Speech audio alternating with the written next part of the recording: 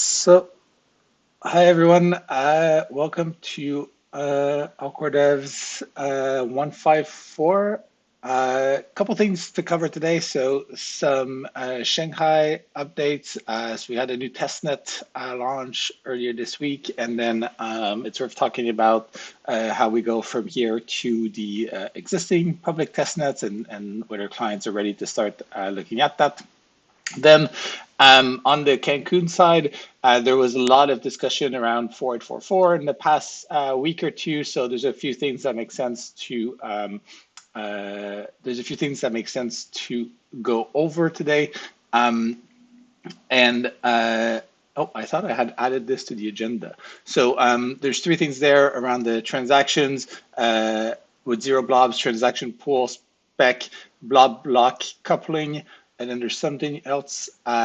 We've had some benchmarks done for the precompiles, so we can go over those as well. Then Matt had an execution API, a PR that's been open for a few weeks. You wanted feedback on, and to wrap up, we've also been discussing SSZ, quite a lot these past few weeks, and there's a couple proposals there. So maybe just to start, anyone from the DevOps team want to give us an update on the new Chapella testnet? Sure. Hi, everyone. So we launched the young testnet yesterday at 3 p.m. UTC time, and we have 61,000 pre-seeded validators. 58,000 of them is run by the EF currently, and Vouch and Testnet is running 2,000 more, and we have another 1,000 keys to allocate to different projects. We still have about 400 keys to give out. If any client team is interested, just let me know. And we have fully working faucets and Beacon Chain and transaction explorers. So Block Scout and Beacon Chain both have a working explorer up and running. And we have a Launchpad instance also. And all of this information can be found on the link I posted below. Currently, we are not able to process any new deposits because we have some trouble on loading new deposits into the Beacon chain. But I'm sure it's going to be sorted out in a few hours or days. And we will have Capella on Tuesday at 3 p.m. UTC time. Got it. And then one question. So you mentioned that you have about 400 validator keys. Is that the only way if somebody has a validator and they want to run through the transition? No, so we will have the Launchpad and we have faucets also. So you will be able to get some 33 ETH at each faucet request. And to have that, you can go through the Launchpad exactly the same way as you would for the mainnet or for any other testnet. Awesome. That's great. Anyone have questions, comments on that? Can you quickly explain what the issue is? I can't. I'm not really familiar with how new voting is taking place on the consensus layer, but maybe one of the CL client members can explain it, because we've been having some discussion in the interrupt channel about this. So basically, we've been waiting for a long time to have some new deposits included, but they just seem to be voting the wrong head, except Lighthouse.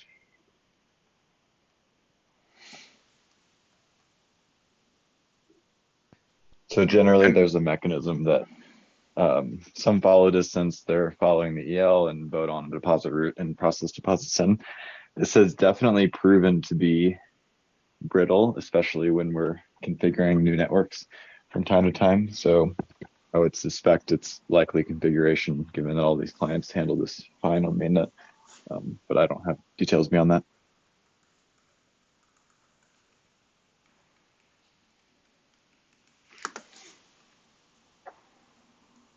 Okay. Anything else on the new testnet? Not really. We had one short discussion about whether BLS changes should be allowed or not by different tools, but it's not related to all core devs.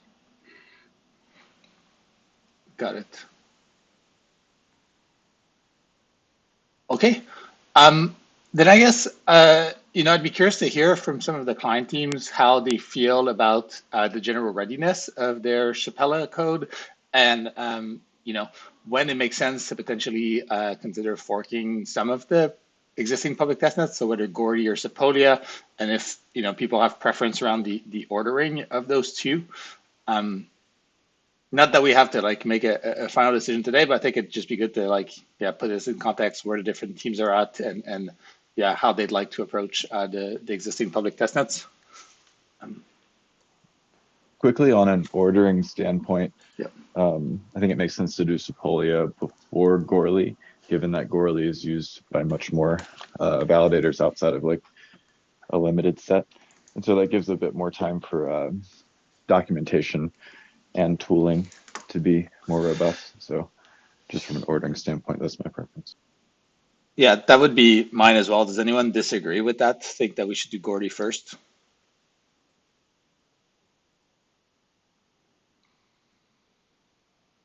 Okay, so assuming we go Sepolia to Gordy, I'd be curious to hear, from client teams, are you close to a spot where you could put out a release to fork Sepolia? Not quite. Any other concern about public testnets?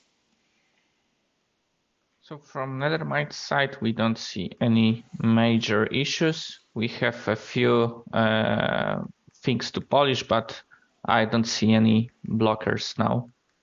Okay. Speaking with Teku, we're good to go. No blockers. Awesome. Same with Besu here. And agreement on Sepolia first.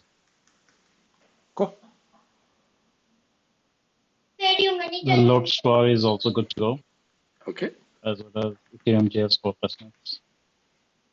You said also Ethereum JS, is that right? Ethereum JS for testnet, yeah. Okay. Because we are not on mainnet. Yeah. On the Prism side, we're also good to go. Okay.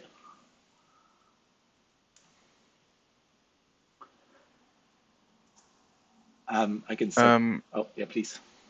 Yes, Geth is I'm pretty confident in our code.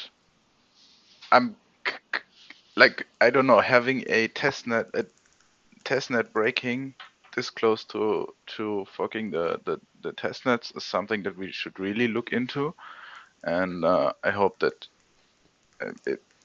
from my point of view, it looks like a consensus layer problem, but would be really good to look into that. Otherwise, our client should be okay. So to be clear, that network has not gone through the Chapella upgrade. Is that correct? That's correct. Okay. This is a config issue only. Chapella is going to happen Tuesday next week. So Right. If we can get everything up and running by Capella, I think we should be still very good to go. To include. Yeah, I'm going to lean towards calling this a configuration issue and not a Chapella issue until proven otherwise. But agreed that we need to figure it out. So I would like to ask all client teams to try to give me a hand and try to figure out what kind of config issue this might be, because at this point I'm not really sure.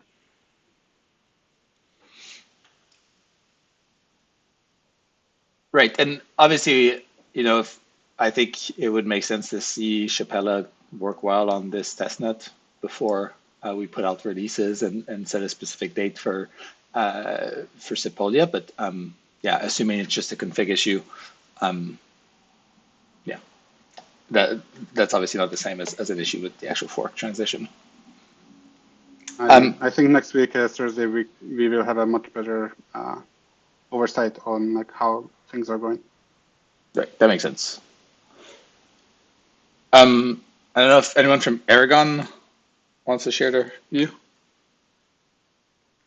I'm sorry. So what's the question? How ready are you guys for potentially forking Sepolia? Do you if we had? Yeah, I think we are ready. That's Shanghai. Yeah. Yeah. Yes, I think for Shanghai we have everything implemented. Okay. Let me look at my list here. So I think that's all the EL folks, and I think we're missing Lighthouse. I don't know if anyone's on the call. Yeah, we're good as well. Okay, and I'm missing one client. Anyone didn't go? Bezu. Sorry? Maybe Bezu? No, we got Besu. Nimbus. Oh, Nimbus. Yes. Thank you. From what I've heard, everything is ready. Like feature-wise, we are still doing some optimizations on BLS to execution changes. And I think then that's it. Okay, so I guess assuming that this fork on the new testnet goes smoothly, and we'll know that Tuesday, then I think it would make sense on Thursday to agree to like a fork epoch for Sepolia, and then if we could announce it, like midweek, the week after, it gives people sort of 3-4 days to put out a release for Sepolia. And usually, we can probably fork Sepolia like a week after that, just to give folks some time to upgrade, but it's a pretty small set of validators on the network. So I guess just, from client teams, if you can be ready to put out a release shortly after next week's consensus layer call, I think that'd be great. Again, assuming we don't find anything going terribly wrong with this fork on the new testnet. Does that make sense to people?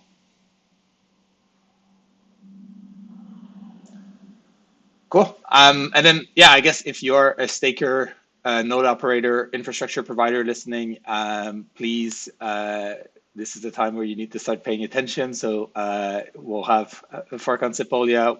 You can join this new testnet if you want to try things before.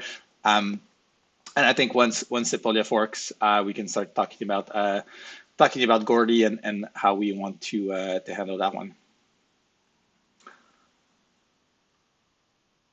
Anything else? On testnets or Chapella generally?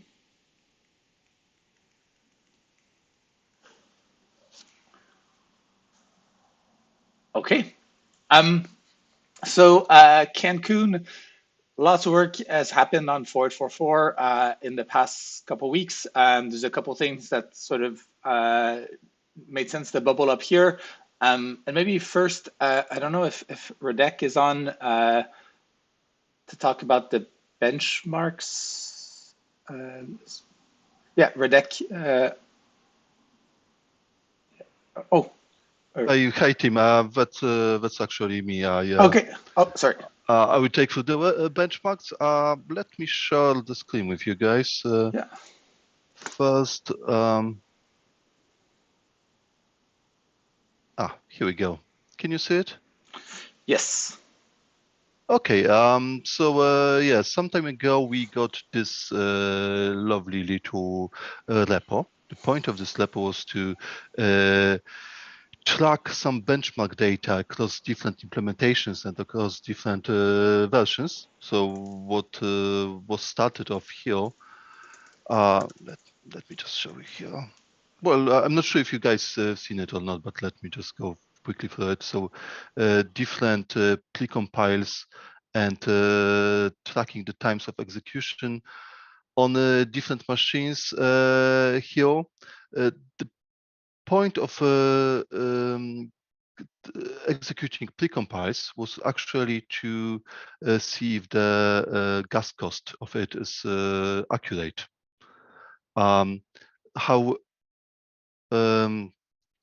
do we know if it's accurate? Well, we took, or maybe let me show you the latest Shanghai version of it. No, not this one. Constantinople.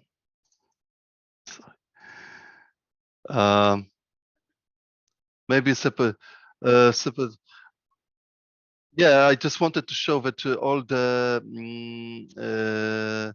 results are normalized to one of the precompiles, which is EC recovery. EC recovery being the most standard one, and if we look here on the last column, this actually tells us what would be the cost of that precompile execution if we normalize it to EC recovery time, right? Maybe this is going to be more clear if we look at this work that we actually have. So the problem with the current state of this repo is that we only have a Go Ethereum as a client, and we didn't really track all the versions and all the precompiles, and there's no way to compare them. And that's exactly what we did here. So that's the selection of the precompiles that we decided to track, executed them on some reference machine, being my laptop.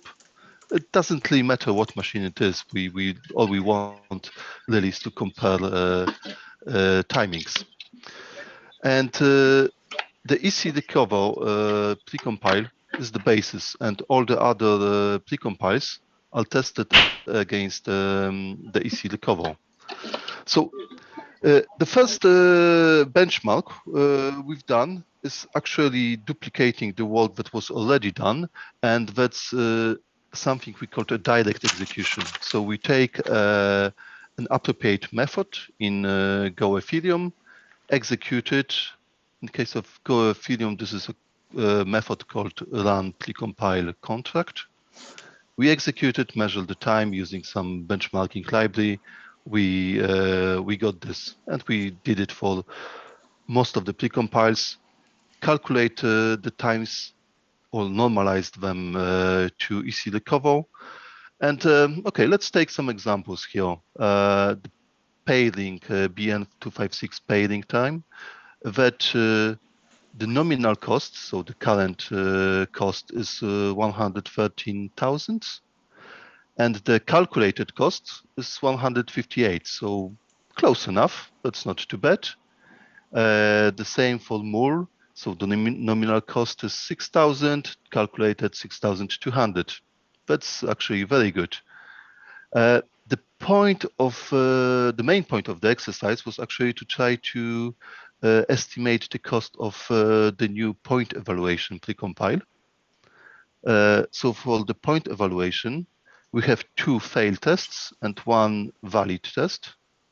So this implementation, all the precompiles for the point evaluation are valued at 50,000 at the moment. The failed test, actually, in this implementation, they complete quite quickly, and the calculated cost is 9,000. The valid test is the 76,000, right? So now it's the decision whether we need to change that nominal gas cost to adjust it to something more like 76, or leave it as it is. But that was the first step with Go Ethereum. The second step was to say, okay, these executions are done in more direct way. What we want to do is to run them in more real-life scenario. So for all the precompiles, maybe I show you here. For all the precompiles, we've created simple contracts, which all they do is they push some parameters, known parameters, and then call the precompile.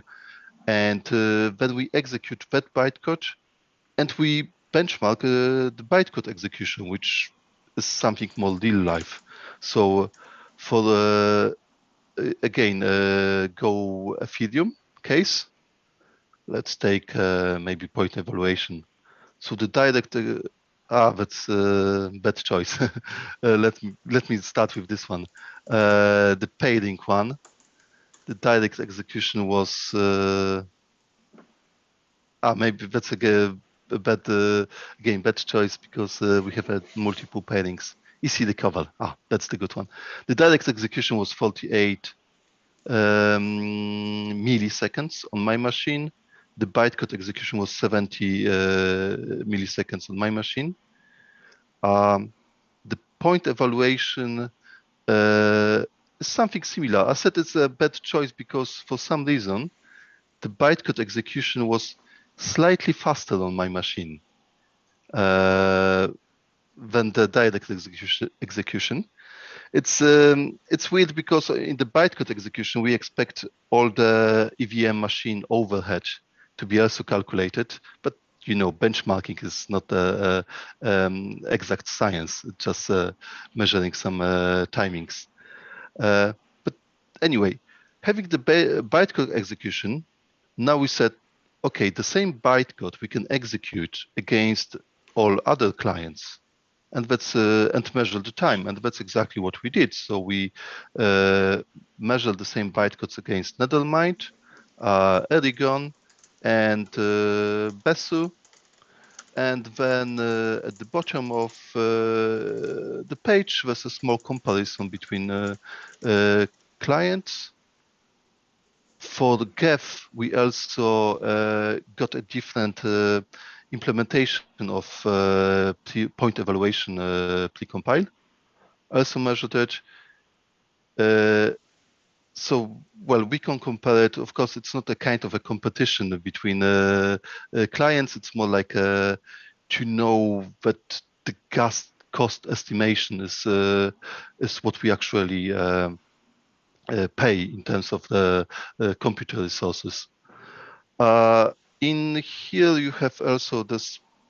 In here, the specification tells you exactly how it was executed and which version of clients we used, and that's it. Yeah. Thanks. And I guess, do you maybe want to quickly go over the cross-client comparison for the point evaluation precompile directly? Mm-hmm. And then Denkrad, I see. Yeah. Let's go here. Yep. So the top line is the actual timing. The bottom line is the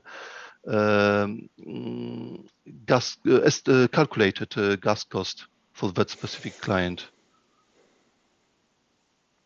Got it. Thanks. Denkrad, I see you've had your hand up for a while. Sure, yeah. I just wanted to comment that I don't know why we're doing those benchmarks with Go KZG when what we want to use is Snark KZG. You mean the Gnark version. Yeah, we can definitely rerun the benchmarks with Gnark. Yeah, that would be good. Okay. Before we're like wasting time discussing these results. Yeah, that's definitely something that's doable, and this is why we had like the libraries used in the specs. But now that we have the infrastructure, it's, I assume, pretty easy to just rerun it. Oh, it's already there actually with Geth. For the Gnark we have for the Geth, yeah. Nice. Wow, that is. Any other questions, thoughts?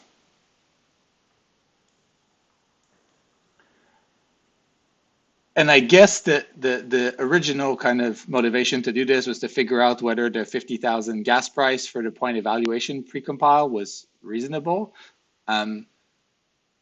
It does seem That's correct. Yeah. Looking at this as a non-expert, it seems like none of the clients have like an execution time that would imply a gas price of higher than 50K. Is that correct? That's correct. Yeah. Yeah. Yeah. So I guess, yeah, I don't know. My takeaway would be that like we've probably priced this correctly, but does anyone disagree when looking at this?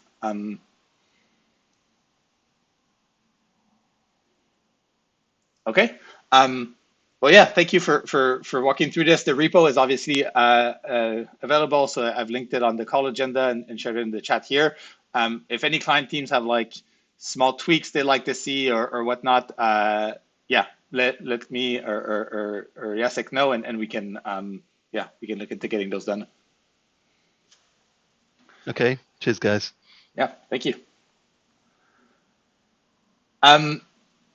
Okay. Next topic, also 444 stuff. So the zero blob transactions. So the idea here is, should a 444 transaction that does not contain blob data be valid? And basically, should it, and if it's not, where should the sort of blocker be? Do we want this as a consensus rule? Do we just want clients to disallow those in the mempool? I know Peter had originally kind of came up with a transaction pool spec that had some implications there. Then yeah, Ansgar, Dankrad, you both have some comments on the agenda. So Ansgar, I'll let you go first. Sure.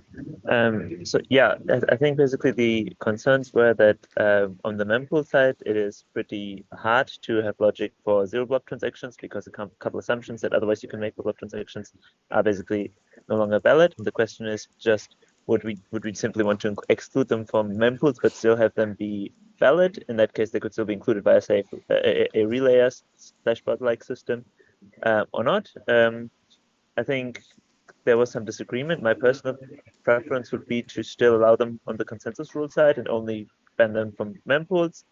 But at the same time, I think just given that I think our priority is just to make compromises and get 444 out of the door as soon as possible, I think there wouldn't be any big harm in restricting them on the consensus rules level as well. For now, we could always lift that ban later on. But yeah, I'd prefer to only do it on the mempool side if possible.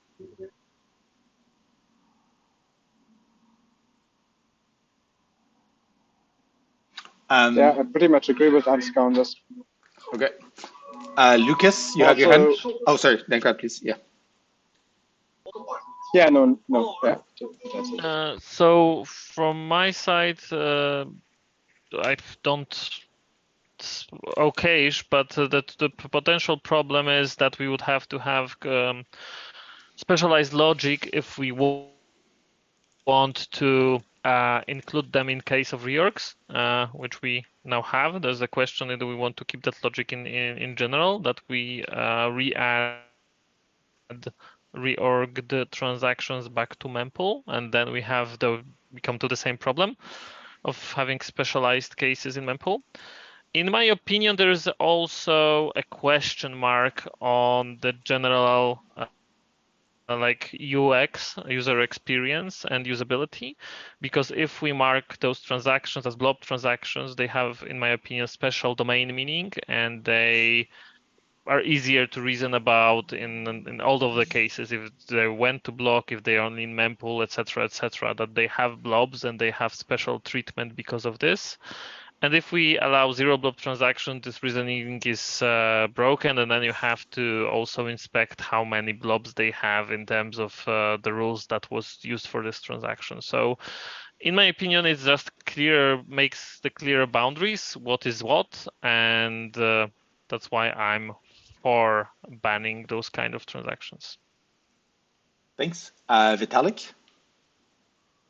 Yeah, one thing just worth mentioning is that this does kind of intersect a bit with the discussion that we're going to have later in the call on changing to SSZ, because like my proposal, for example, does end up banning zero blob transactions as a side effect, but introducing a new transaction type for those. Got it. Danny? Just a quick comment on like the UX that we necessarily want to provide with the mempool.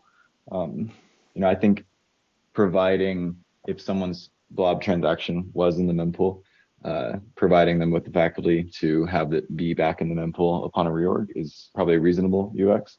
Whereas I think if they bypass the mempool and are using special faculties and have 0 blobs, or blobs are never seen in the mempool, reorganizing and thus putting those back in the mempool is kind of requires a number of like abstraction breaking changes to the engine API, and also seems like an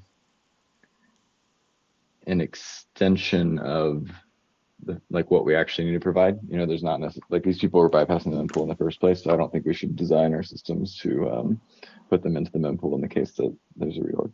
Nonetheless, I know that's not the direct comment, the direct point of what we're talking about here, but it was brought up peripherally. Thanks. Lucas? So, but then you have special cases, right? Some of things you now put to mempool, some don't. So it's fine, right? But it's like, why? So if I can reverse the question, and why 0 blob transactions are helpful and useful, because that's unclear for me. Why it would be good to have 0 blob transactions? Dekrad? So first, I mean, you'll have special cases anyway, because you also don't want transactions with several blocks in the mempool. At least I think we shouldn't have them. And why do you need them? I don't think there's any strict case for needing them, but I also don't think there's a good reason to exclude them. And it might simplify someone's logic. Say if like a rollup builds a pipeline that handles one type of transactions for everything, and maybe there are some cases where they just want to push a new state route and no blobs or something like that. So I can't see a good reason not to have them, because everything just works. Like it's simply a case of like executing everything with 0 blobs. So my opinion is it's fine. But say, just in your example of like the roll-up infrastructure, I understand they might want to use the same address, right? Like the same signing key basically for those transactions, but why couldn't they sign like a type 2 transaction instead of a type 3 transaction to do the state route? Right now that would mean they would also need infrastructure for LP transactions and all that. So it is a difference. I'm not arguing. I don't think this is a very strong argument, but right. I also just don't personally see any argument for not allowing 0. Got it. Vitalik? Yeah, just wanted to also point out that in the case where we do not end up accepting like either my proposals or some of the other more detailed proposals that include a new SSZ transaction type, we would, if we don't include those and we also mandate that blob transactions have to have at least 1 blob, then we lose an opportunity for regular users to kind of get acquainted and set up their infrastructure and start using SSZ transactions more quickly. Right. Yeah. Yeah, my understanding is that we will go with the having another type of SSZ transactions. So that's why when it simplifies for the users, right? They just specify different type and it works mostly the same. Right. Yeah. Okay, I guess I feel like it probably makes sense to have the SSZ discussion and then come back to this. Does anyone feel like we need to make a decision right now about this? Okay. So make sure to come back to this after SSZ. There were some more. There were just some more 444 things before I think it makes sense to talk about. Something that came up in the 4844 call this week is that with these new blob transactions, obviously you need to do some different logic in the transaction pool, and it was unclear what's the best way to test that or to have clients know that their implementation works. In that, like we obviously say that 0 blob transactions are blocked at the consensus level. That's fine. We can test for that, but there will be like degrees of freedoms that clients can have to test their transaction pool and or to implement their transaction pool. And is there like something like a test suite or something like that that we'd want to have to make sure that even though all the EL clients might have slightly different transaction pool implementations, they know that it meets like whatever sort of requirements they should have. And this feels like a bit different than all the other testing infrastructure we've had before, which is more focused on like consensus. So yeah, I don't. Does anyone feel like there's value in having like a cross client thing for this, or and if so, what do you think that would look like?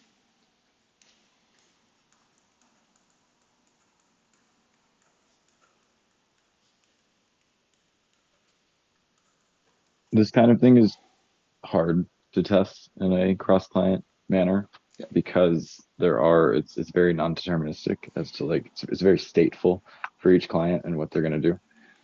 So I don't know. There might be some like kind of testnet scenario stuff that we can do, like, you know, in a given amount of time under certain scenarios, transactions are included, thus the mempool must be working. But other than that, I don't think it's an easy thing to test in a deterministic way.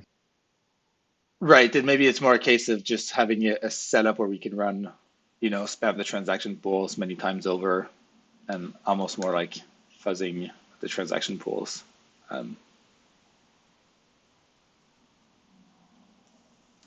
Could we probably have a Hive test on that, because we can use Engine API and just a network of EL clients that we are exchanged with these kind of transactions, and that we then after some time that we expect these transactions should be included in the payload, we just go the process to build the payload and check whether they are included or not, and probably this kind of approach could work.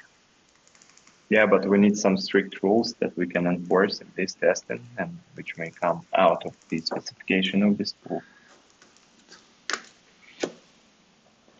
Right, and I mean another option is also to say, like, you know, obviously clients will have unit tests and like will test their specific implementations, but you know, maybe it's fine if there's like discrepancies in behaviors. Yeah, it just feels like it is kind of something out of protocol, which we're adding some sort of design constraints on. And it would be good if there was a way to know that like the implementations roughly worked. Maybe shadow forks are sufficient for that. Yeah. It's also unclear to me how much of this design document makes it into like a must on specification. Right. Some of this is just like the quality of service you want to provide to users under various scenarios that traditionally hasn't really made it into specifications. So I'm hesitant to put it into joint testing. Okay. Fair enough. Does anyone disagree with that? Some of that, like the DOS considerations and other types of things clearly are put into specs, but like how to handle reorgs and stuff, I don't know if there's precedent for having that in specifications. Yeah, this approach definitely has its own restrictions, and yes, so it already only could be tested up to like some limited extent. Yeah. I agree with that.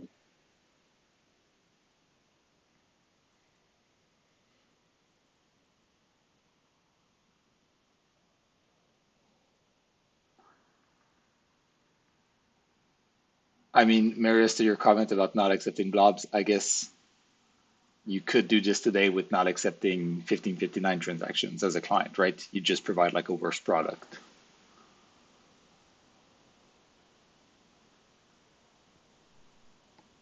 Yes. Yeah. But like this, if we were to not put it in the spec, then this would be something that clients could do. And I think there might actually be value in not having this, not accepting blob transactions. Why? So like obviously they still have to execute, like they still have to process those transactions as part of the chain, but you're saying like there would be value in them not having to handle the mempool part of it, and you just can't submit your blob transaction through that client. Is that right? Yes. Okay. Okay. Yeah, I guess it doesn't seem like anyone is strongly in favor of having like some cross testing for that, and that it's fine if there is some differences in behavior. So I think we can just leave it at that. Oh, sorry, Lucas. So I would potentially be in favor, and I think if those transaction type, and this is a very special transaction type, isn't spec, mempools should generally handle them. At least they should be able to, if they are not maybe explicitly configured not to.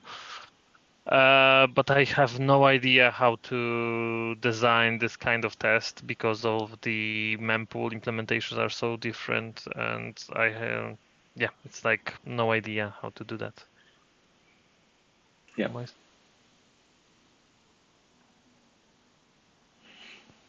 So we have a few, or like kind of a big suite of transaction pool unit tests, but they look very deeply into the transaction pool. So it's like we cannot really spin them out into something that's available for our clients.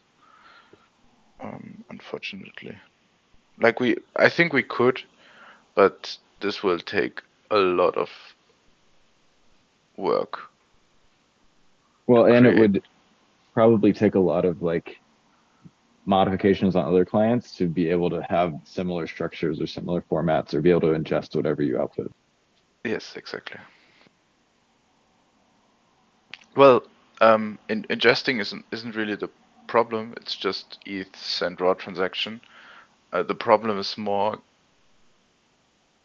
making sure that the rules are followed and like verifying this state from the client, and it's like getting the state back out of the client to see in which So state I they think are. like the test could like even use def P2P, right? And the state to verify would be the produced block that it has those transactions, right? That we expect them more or less to have. We could do that, but that would be even more complicated and more brittle. Yeah, yeah. So yes, like I said, it's quite hard to do that.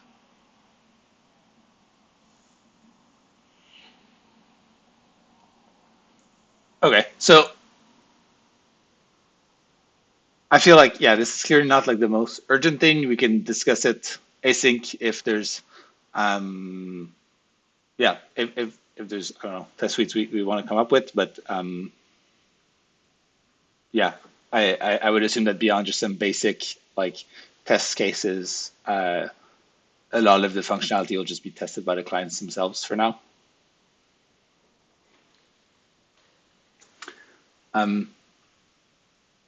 Anything else on this? Okay. The other big 444 thing was blob and block coupling or decoupling in terms of sync. There was a lot of conversations about that as well. A couple comments on the agenda. Ansgar, is this what you wanted to bring up? Yeah, sure. But if you Yeah. have anything else, go. No. Do you just want to give? Yes, I was actually. If you want to give it just a quick background and then go into your comments.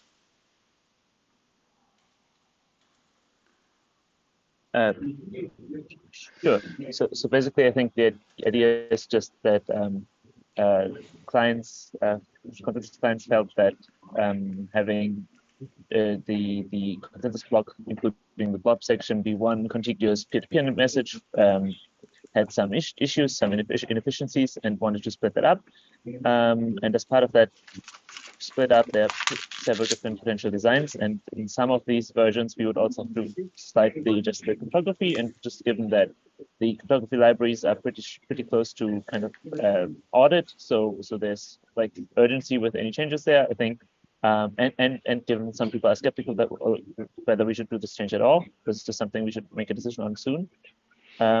Mike, I just wanted to briefly say, from my perspective,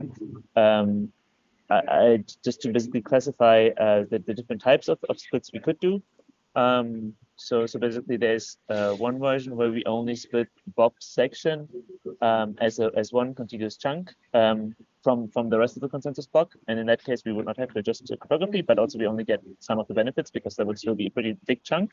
One other alternative, that's the one that is proposed right now, would be to split it on a per blob basis, so we send each blob individually. And there, I think there would be a pretty strong desire to adjust the cryptography. Otherwise, it's a bit silly. You have a subnet where you can download individual blobs, but then they come without individual proofs. So you can't really validate them. So that would indeed need cryptography adjustments. And then I think there's a third option that was also discussed that I personally am in favor of. That would be to basically just treat the blobs section as an opaque chunk of data and just split by some fixed cutoff. And in that case, we basically we don't have this individual access to the blobs, but you basically still get the peer-to-peer benefits, and you could potentially extend that later onto the normal consensus payload as well. And it would not require changes to the cryptography. So basically, I think for today's call, we should just talk about, do we need this change at all? Again, this is mostly something kind of CL teams felt strongly about, and I think other people are a bit skeptical. And then if we wanted this change, which version do we want to go with? But mindful that some of these do require cryptography changes, and there the timelines are pretty short. Got it. I guess there were a couple comments on the chat, like from you and Ansgar, about like not necessarily separating them. Does anyone want to make the case for why we should split them out? And we can go from there. I'm pro splitting, but I can make the anti-splitting argument. Sorry, let me put this. Oh, I was gonna say, do you want to start with the pro splitting? Okay, pro splitting. So essentially, by using separate subnets and separate meshes for these individual sliced messages, we can probably leverage more efficiency across the network and essentially more parallelization in propagation of these messages. There's a lot of intuition around this, that this is likely the case. There's especially given our understanding of how attestations and other things work on real network.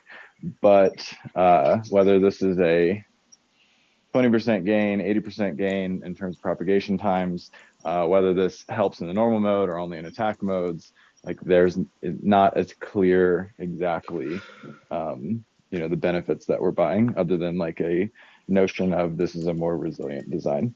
So there's a bit of work being done by Anton on TXRX to put this into a simulation framework, as are a couple of the people looking into simulations on load analysis. So hopefully we get some experimental analysis, but I would say that after Gossip did propose this, seemed like the networking experts, the Gossip sub experts on the various teams were convinced by the arguments.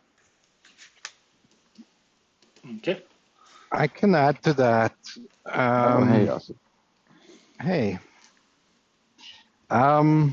There's actually a bandwidth reduction as well.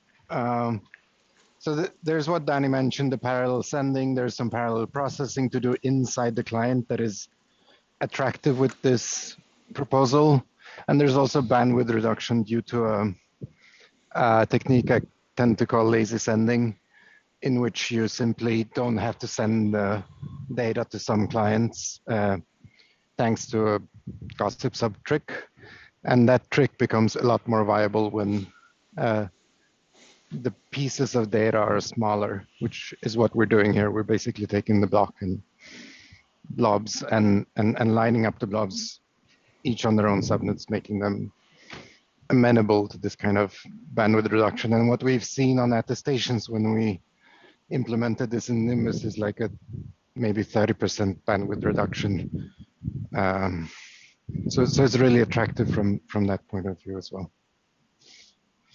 And another argument here is that although at the current proposed amount of blobs and blob sizes, sending fully might be sufficient for our propagation time and bandwidth needs, that if over the next 18 months we want to turn up that data gas limit, that we're likely going to have to employ more sophisticated means like this, maybe episub and other things, both to help propagation times, but also to help with that bandwidth load.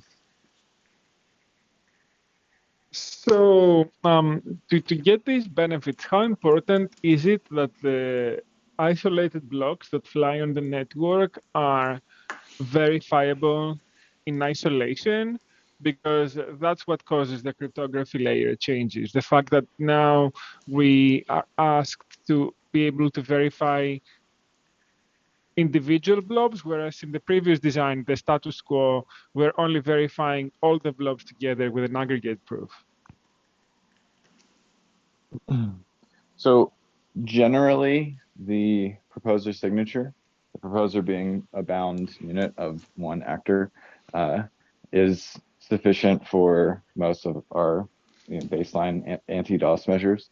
Anything on top of that you verify, that you can verify cheaply on each hop, is good. It's nice to have.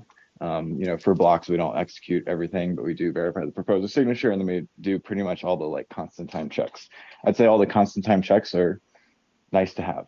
It's really that proposer signature that's the core of our anti-DOS. So again, that crypto check, if you can do it cheap, it is a nice to have, but I wouldn't say it's critical. The signature is critical. I see. Okay, because one of the arguments during the presentation in the interop was that you're able to verify the blobs as they come, so you basically parallelize the bandwidth with the computation. But I guess there's a potential argument there, but I don't think it's the most critical. Okay, I mean, in that case, I'm closing towards not changing the cryptography and just using the signatures for authenticity, and then doing the blob verification upon receival of everything.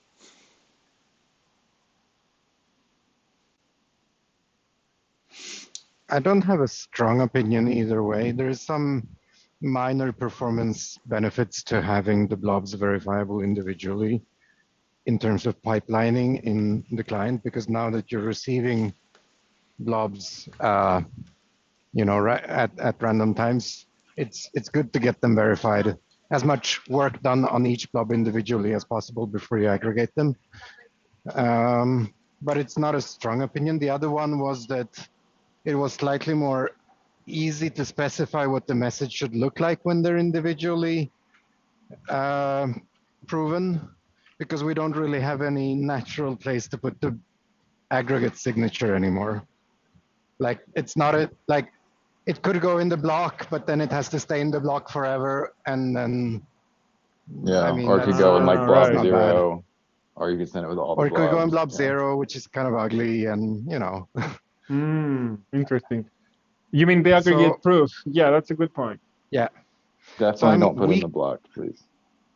Yeah, so I'm weakly in favor of separate proofs. Weakly, but I'm still in favor of them. Vitalik, you've had your hand up for a bit. I also just wanted to make the brief point that splitting is probably more future compatible with more radical ways to verify blobs more efficiently down the line, such as erasure coding in the medium term and actual data availability sampling in the long term. It just makes it so that any portion of the network would be able to do it passively on its own without interfering with the rest of the protocol. What's the erasure coding thing that Dankrad also mentioned? This is the thing where if let's say a particular block has 7 blobs, then you actually you erasure extends them and you have 14 blobs, and you broadcast the 14 blobs, and then whenever you receive the first 7 of them, you can immediately regenerate the other 14 and broadcast all of them.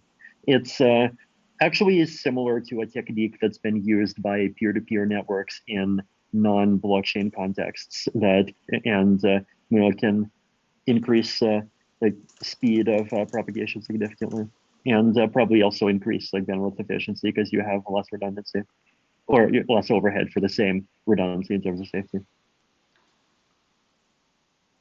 I see. So it's not a 4844 thing; it's a 4844.5 thing.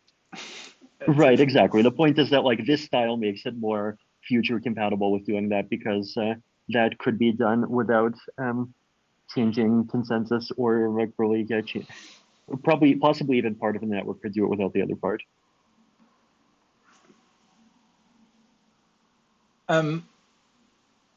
just want to get back to a comment in the chat as well. So Terrence, you asked whether we had a timeline for the simulation result. I don't know, Mikhail, if you have some thoughts on that. Okay, maybe the next week's call. Yeah. That's probably we'll have like clear understanding when it will be finished. Like not that clear, but some progress towards the goal. Right. Okay. And I guess one of the reasons why it was, somewhat urgent to move this conversation forward is the audits of the crypto libraries, and I believe they're scheduled for about a month from now. And so if we need to change how we do verification of the blobs, that's quite a short notice, and we should do it now. But I guess from this conversation, it seems like even if we didn't do individual verification of the blobs, we might still get some benefits out of this. So it probably makes sense to wait at least a week until we have the simulations results. But from the perspective of the KZG libraries, not make any major changes now. Does that make sense to people? It does, and we also got we asked the auditing people about the potential to push the date forward, and they said that it should be okay, but we should give them some heads up before. So yeah, I think next week is that totally nice to have results on this. Okay. Mikhail, you see you have your hand up? Yeah. Question: why is the audit of crypto libraries depends? What does it depends on this decision? Because if we change blob verification to be for individual blobs rather than an aggregate, I believe that was that requires changes to the libraries. Yes, exactly, Tim. So there is going to be a different verification function that will do it in this case. Yeah, right now we're verifying all the blobs in aggregate to get some speed boost because we have them, we get them all in one point. But with this new design, we would be getting blobs incrementally. So there is benefits to be able to verify the blobs as they come. Okay, I see. Probably we can chat about this offline. Mm-hmm. Okay, yeah, let's do that, and let's bring this up on the CL call next week. Once we have also some more data on the simulations. Anything else on this? Okay. Next up, Light Client. You've had this on the agenda for a couple calls now, so wanted to make sure we got to it, but it was adding a new ETH accounts endpoints. Do you want to quickly walk us through it? Yeah, sure. This is pretty quick, but Martin actually wrote a request into the execution APIs repository in November to add this new method, ETH get account.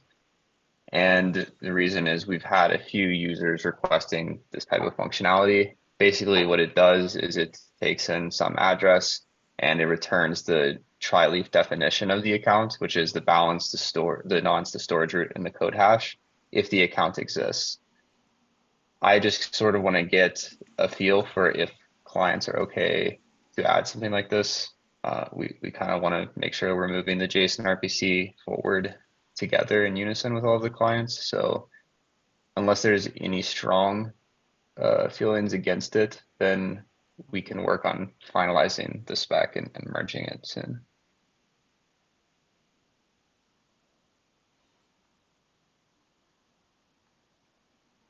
Okay. Any comments, thoughts?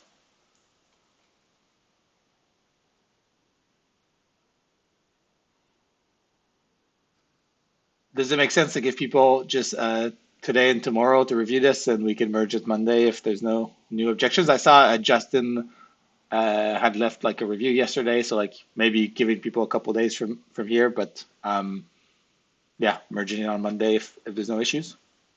Yeah, that sounds. Yeah, I was just going to say Basie's pretty happy with it, honestly. Okay. Is anyone from Aragon here? I feel like you guys tend to have different ideas about maybe what the RPC would look like, or maybe this could affect how you retrieve information. Does it seem okay to you? No, I think this is a simple method. It should be fine. Okay, sounds good. I'll give people until early next week, and then we'll get it merged and yeah, cut a release for the APIs repo. Cool. Oh, yeah. Does this cause issues with Vertical tries? Is Guillaume on the call? What was the exact proposal again?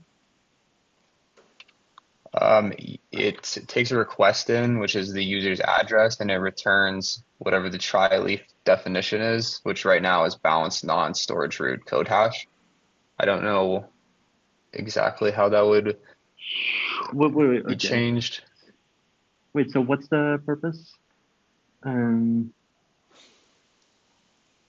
It just allows people to request the account information. Right, I see. Request the header information. I mean, vertical trees have a concept of a header, so which is not super different.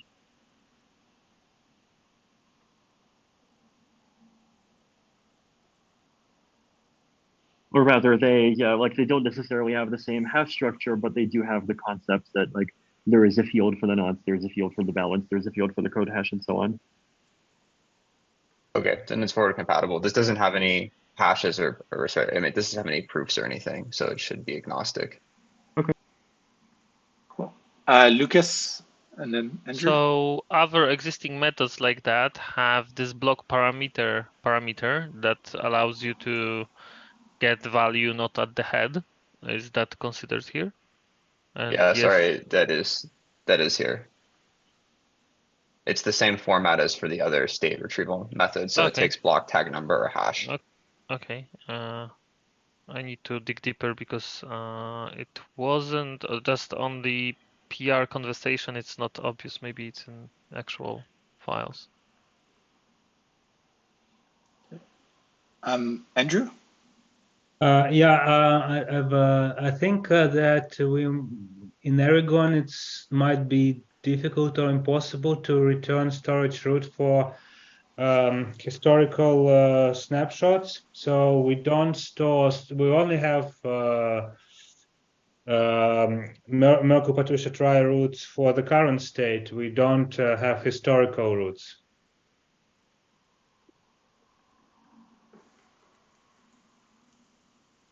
You're right, yeah. I mean, we also don't have all of the historical ones either. So I think they would just return an error like missing try node or something. Yeah, we can return balance, nonce, and code. Well, code hash doesn't change ever, but unless it's recreated with create2.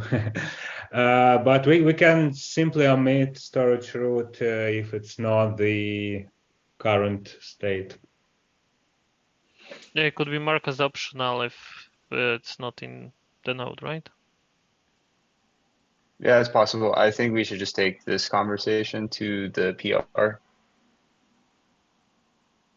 But I think it's a possibility. Thanks. Okay.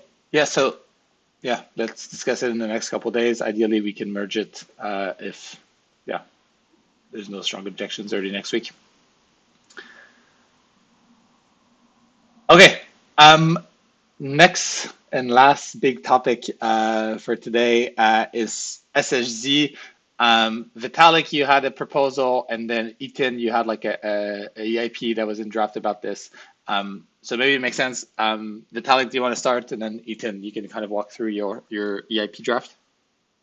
Sure. So what motivated this whole research direction is basically the realization that the kind of current EIP 4844 design puts the EIP 4844 transactions in this weird halfway house where they have SSZ serialization, but they they're SSC based, but then their signing root and their hash tree root are still based on a serialization encoding. And like this seems like obviously not what we want in the far future, right? Because there is a goal of eventually moving things over to SSC in some backwards compatible way, and unifying things under one framework. And so the proposal that I had is basically like we're starting to think through like how we can kind of tweak the current EIP in order to achieve that. But then a lot of people at our discussions in the research retreat last week were of the opinion that it might actually be possible and even better to kind of do a more radical reform more quickly, basically because this would reduce the total amount of work that we need to be done. And the radical reform, what it does is it basically does like maybe 3/4 of the work of moving the transaction part of Ethereum over to SSZ, right? And over to a pure version of SSZ, so where the TXID of a transaction actually would be the hash tree root of a transaction, which is compatible with what the consensus layer does. And then the signing root of a transaction would be the hash tree root of the message part, which is also what the consensus layer does for blocks and attestations and all the other structures. And so it introduces two new SSZ transaction types. One, which is basically the existing 4844 blob transaction, except the TXID is a hash tree root and the signing hash is a hash tree root of the message part. And it introduces a second new transaction, which is basically the same thing, except it's allowed to have 0 blobs, right? So one of the things that people seem like generally more in favor of, where like instead of having a new SSZ transaction type and allowing it to either have 0 blobs or 1 or 2 blobs, you have one type that is specifically for blobs, and it must have at least 1 blob, and then another which does not contain blobs, but which allows you to basically do everything purely with SSZ and rely purely on SSZ libraries and hash tree encoding and all of those things to create and sign transactions. Now, for the 3 existing transaction types, this is legacy, which based on the V value covers both kind of like legacy and chain ID based EIP 155. It covers EIP 2930, which added the access list, and it covers EIP 1559, which added the new gas pricing mechanics. For those 3 transaction types, it basically stores them in the block in an SSZ way, but at the same time, it still essentially uses a pure function to convert the transaction from SSZ to RLP in order to compute both the signing hash and the TXID, right? So if I send an old style transaction, whichever one of those 3 types it is, then I could still use old RLP based libraries. I don't have to upgrade, and I would send my transaction. Then when the transaction gets into the mempool, it would get converted into the SSZ format. It will get included in a block in the SSZ format. And then when it gets that confirmation, as the TXID, I would still see the same kind of RLP constructed TXID that I'm used to. And so like even as a DApp user, I would not need to upgrade anything on chain or off chain in order to continue to be functional. So that's basically it, right? So defining 5 transaction types, 3 of which are basically legacy backwards compatibility wrappers, and 2 of which are the 4844 type with blobs and the 4844 type without blobs, storing them in the SSZ in the block in SSZ and converting the transactions list in the execution payload away from being an opaque bytes object and into being an actual SSZ list of SSZ objects, and creates these backwards compatibility functions for older transaction types, so people who use them can still continue using them the same way without changes.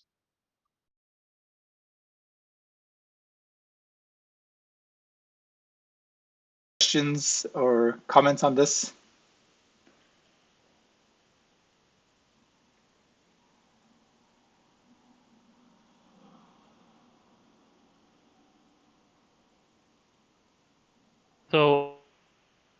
I'm very pro this this proposal. I'm not entirely sure if I'm not missing something there, but about this conversion, how it will work. But otherwise, if it does work as intended, it's like a silver bullet to have like both backwards compatibility as well as go forwards very quickly. So I really like it. There is a the conversion function in both directions is a pure function, and I wrote a Python implementation that even has a test case to confirm that it works. It's in the doc that's linked in the EIP.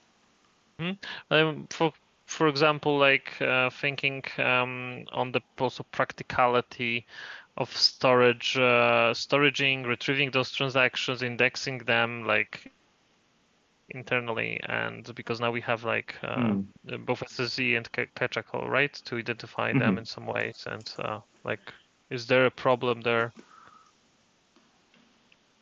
I guess like many indexing strategies are possible, right? Including the very lazy one of like just adding a conversion to RLP layer before you do the index step. Though I mean, it would require the new SSE based logic for the two new purely SSE based transaction types.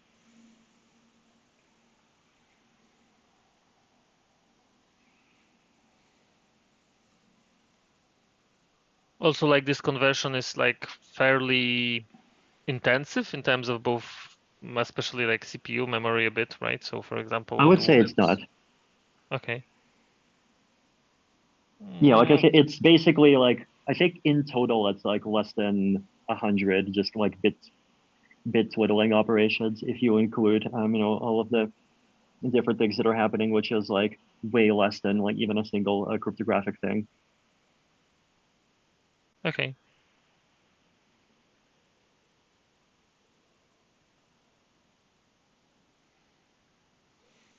And does it mean that we have the same transaction route between CL and DL?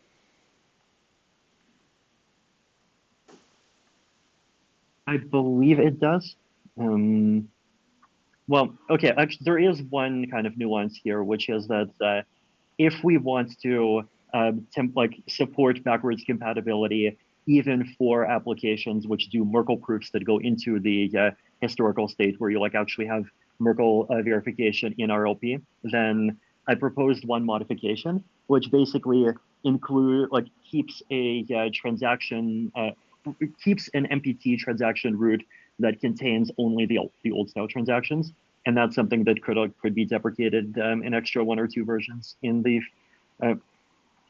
future. But like aside from that, I think there's no reason to have different roots, because like they do both become a pure SSZ from an encoding perspective. Because I think if we introduce this transitionary period with 2 roots, then it will be very difficult to get rid of the second root, and my preference would be not to introduce like a special transitionary period and just switch to the CL root. Got it. That's understood, and I personally have no opposition to this, but that requires the kind of standard, I think, backwards compatibility audit procedure of like making an effort to go through which important applications do use those kinds of mechanisms, and whether or not they can be we can make sure that they upgrade fairly quickly. I think the one that might be the most the highest value, I'm not sure if anyone from Optimism is on the call, but I believe it's the case that Bedrock, which is their newer version, it reduces gas costs for submitting a rollup for submitting a batch by allowing batches to be regular transactions, and then in fraud proofs, allowing you to make a Merkle Patricia proof of the transaction. But like even that, I guess like number one, Optimism is a highly capable team that's very involved in discussions, including these. And number two, I think their fraud proofs technically haven't even turned on, and they declared an intention to switch to blobs as soon as blobs become possible anyway. So that's the main case with significant amounts of value that I know about. But otherwise, I think like we have been signaling for a long time that the data structures in Ethereum blocks are going to change, and people have had a lot of warning. Yeah, Proto for Optimism is here, so you want to give some context on that? Sure. So, like any rollup, you do have to be able to prove data is included in a transaction or received to really verify the availability. We do so with raw transaction data, so we prove that the transaction is indeed committed to as part of this try referenced in the block header, but we do not strictly rely on the transaction hash Merkle-Patricia try overlap thing that happens in Ethereum. We can just do the proof. We're not married No, to I think the current design. right, but I think the issue is what happens when a future and possibly near future a version of Ethereum doesn't even have an MPT root, so it just has an SSE root, and that would require you to Probably change better, to be honest. It is it's easier, less less error-prone code. Right. Okay. So less error-prone code, and I guess like you guys technically have not taken off training wheels at all yet, so it's very possible for you to upgrade to like code that handles dealing with blobs or with SSE transactions. For rollups in general, I think we should consider the upgrades, but at the same time, a layer 2 does not upgrade at the exact same time as layer 1 for its layer 2 functionalities. It's only really the block transition, and we're getting. It's fine to change the behavior. Got it. Like even if you have the fault proof or secret proof ready, you should be able to prepare the new version, and then based on block Have number, both. yeah, Right. you just deploy both. Okay. Any other, I guess, questions, comments? I mean, I know Ethan had had his proposal, but that kind of gets into the weeds of how things are serialized, which I'm not sure whether or not we want to necessarily get into the next 12 minutes, because it is a bit of a rabbit hole topic. Not really. Okay. The main question is when we process 4844 transactions as part of a block, like not the blob transactions that we have from the network that have the blobs. So the ones in the block, they don't have the blobs anymore. And I was wondering, are we processing them in any different way still? Like, do we still care when processing blocks if there were originally some blobs attached to a transaction or not? And if they are processed the same, then we can actually make one normalized transaction type that we store as part of the block. And this essentially guarantees that anyone who wants to do proofs on transactions will be able to use stable generalized indices for any field within a transaction. So, for example, the transaction's value, it would always be at the same index regardless if it's a block transaction or anything else. Like that? Yeah, I just wanted to say, I assume a lot of clients do this, where they end up creating some sort of normalized transaction once they actually get into the transaction processing. But I do want to push back a little bit on using that as the rationale for creating the overall transaction object as in like a normalized transaction. The reason being is that there's still a lot of processing that happens that's transaction specific, whether it's on the network level in the mempool or just setting up the state processor. These things do need to exist. Like we need to know how to hash different types of transactions that like the transactions still exist. And so I think that it's just much clearer to reason and think about these things whenever they're actually separated. And we can define all of the methods in a more generic way rather than having to do it switching on types constantly. You would still have to switch on the type even if it's side by side, right? It's just that instead of having the type on the entire transaction, the type would just be a something that's used for hashing, because that's the only part where it matters, right? So there would be a number that tells you, hey, if it's 3, then it was originally hashed like that. So for the purpose of signature verification and transaction ID, I think that's the only part that cares about this.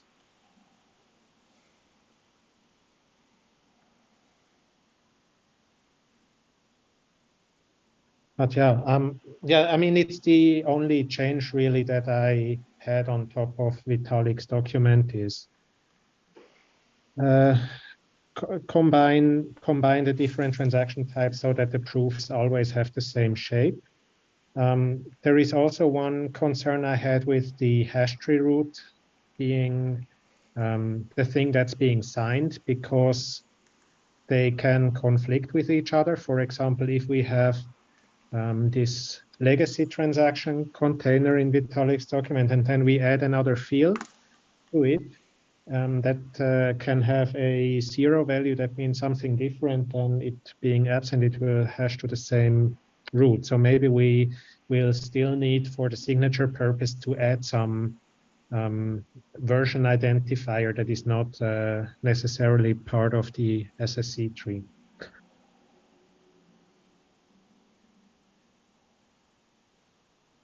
I mean, to be clear, we can have proofs that go that have the same generalized index for each transaction element if we use a different Merkleization scheme like this onion format.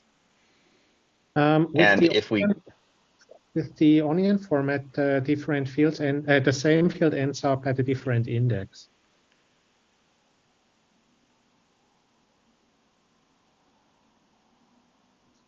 Okay, maybe I misunderstand, but I don't think we should go into too much depth on that here.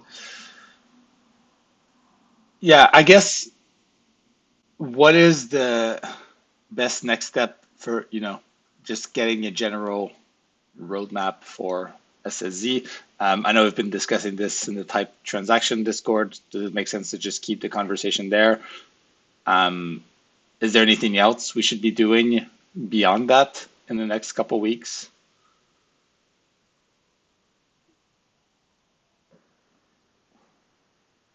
I think there needs to be some discussion about these changes to SSZ, because I think that even the proposal that Ethan came up with, there is a new type of container where you specify the maximum size of the container, and so this would be a change.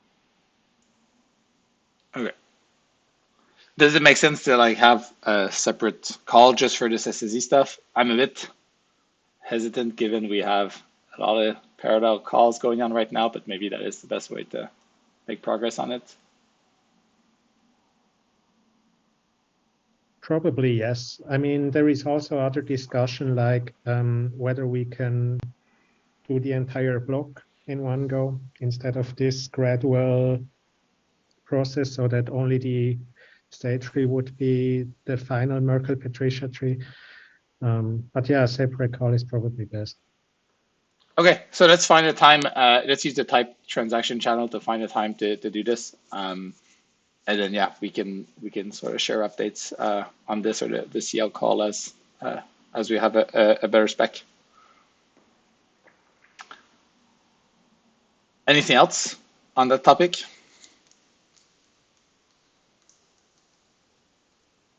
Okay. If not, the last thing, Marius, you wanted to talk about block benchmarking. Yes.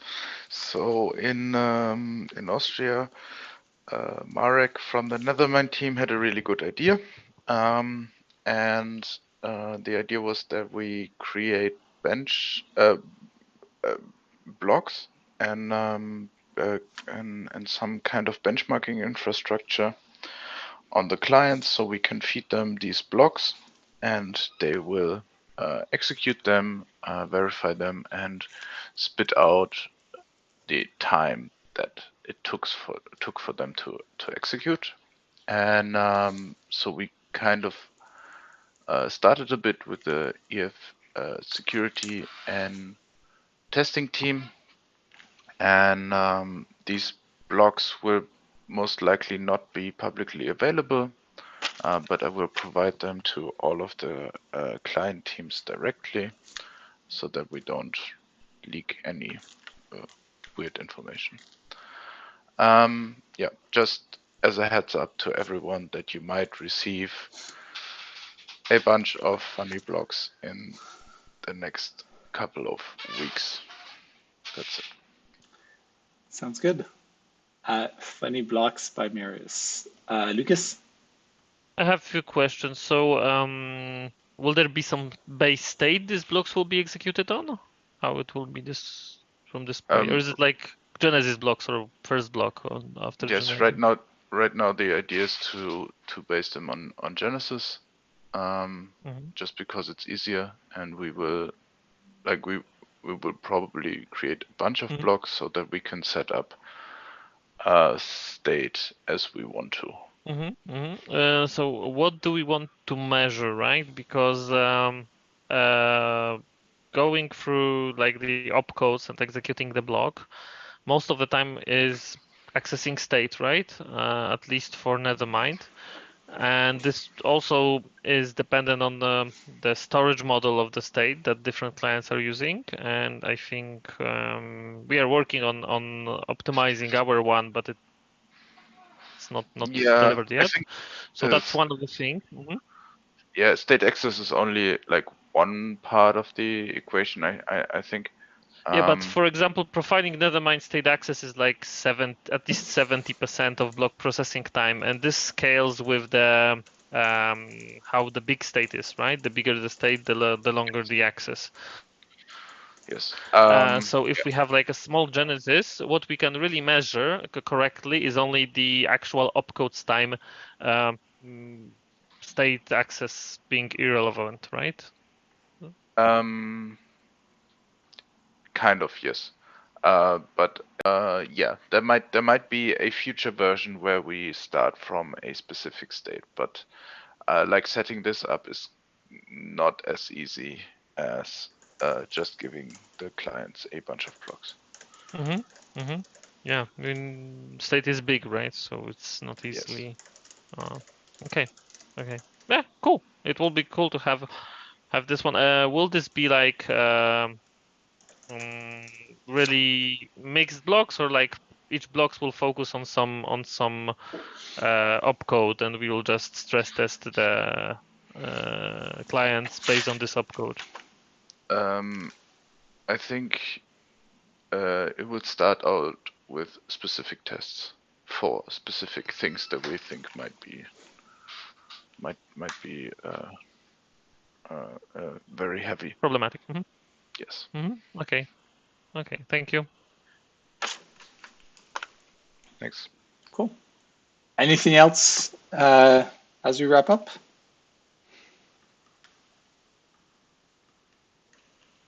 Okay. Well, yeah. Thanks, everyone. See you all on the CL call next week. Oh, actually, Light Client, is there an EOF breakout next week? Are these still going on? Yeah, it should be one Wednesday, I think it is. Okay. So yeah, Wednesday, 15 UTC, there's an EOF breakout. And then there's a 484 call on Tuesday, 15:30 UTC, CL call next Thursday at 14 UTC. And we'll see about... Sorry, did we say we want to do an SSD call too? We said yes, and I think the question is when we'd want to do it, so we can talk about that on the Discord. But yeah, looking at next week, it's already pretty packed. Yeah. All right, well, let's talk on the Discord then. Cool. Thanks a lot, everyone. Thanks, Tim. Thank you. Thank you. Bye-bye. Thank you. Thank you. Bye. Bye. Thanks.